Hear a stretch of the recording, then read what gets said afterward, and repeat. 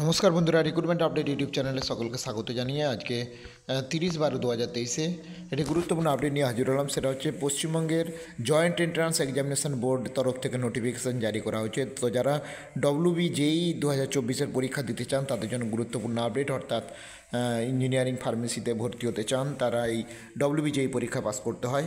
তো তার জন্য অনলাইন আবেদন শুরু হয়ে গেছে 28 তারিখ থেকে, চলবে 31/1/2024 পর্যন্ত আপনারা অনলাইন আবেদন করবেন।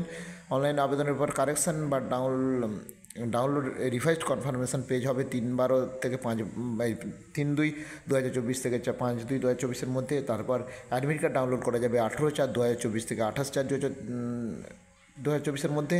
আর পরীক্ষা হবে 28/4/2024-এ 11টা থেকে 1টা পর্যন্ত পেপার 1 ম্যাথমেটিক্স, পেপার 2 হবে 2টো থেকে 4টে পর্যন্ত, আর রেজাল্ট পরে জানিয়ে দেওয়া হবে।